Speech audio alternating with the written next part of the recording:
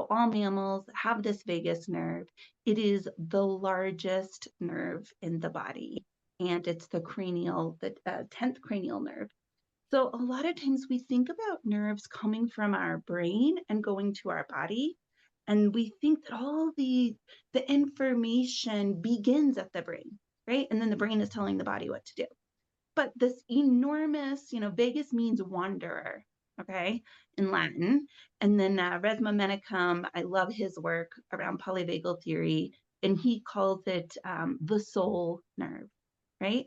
So this nerve, this enormous nerve, 80% of it is afferent, meaning that these nerve endings originate in the body, okay? So they are feeling nerves, and they're afferent, right? So they're capturing information, and then they're giving that to the brainstem, and then the brain is telling you what to do. So a good way to think about this is like our startle response. Say you're in a room right now and a balloon pops. You don't necessarily know if you're going to like or not, right? You don't think about it. You don't choose to what your startle response will be. It just happens. You either, jump, or your heart beats fast, or you're like, whatever, right? So your body is responding to a stimulus in the environment without your thoughts attached to it. It just happens. And so that is the vagus nerve, okay? It's also going to influence how our voice is, right? And we'll be talking about that when we get into the 3 different nervous system states. And I go by colors. So I say red, green, and blue. So depending on how our nervous system is doing and how our vagus is functioning determines our voice, right? So if I'm mad, my voice is going to sound like this, right? It's tight, doesn't have a lot of prosody, and it's a little bit sharp. All of that is influenced by my autonomic nervous system, okay?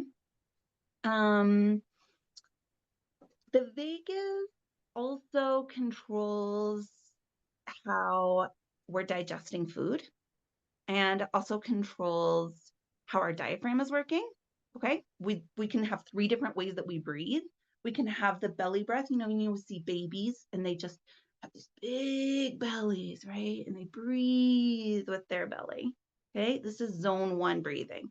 This is like, I am so taken care of. There's like somebody who picks me up when I'm sad. There's somebody who feeds me. There is, somebody keeping track of things. And I am just totally set to rest and digest, okay? Now, there's zone 2 breathing is like in the more kind of the ribs, lungs, belly, like the upper belly, right? From here to here, okay? Zone 2 breathing is like, whew, playing a little basketball, like this is fun. Or like I walked up a flight of stairs, or I just had a startle response and now I'm kind of recovering, okay?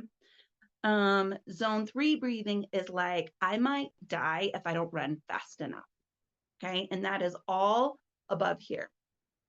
So it's interesting, right? Like our first and second ribs are inside of our clavicle, right? So your collarbone is right here.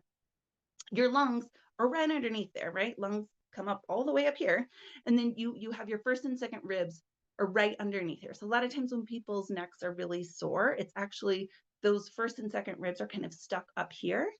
And that has a lot to do with having a tense neck, which is fascinating, right? That's how much our breathing influences everything, and how much everything influences our breathing, right? At that point, it's bidirectional.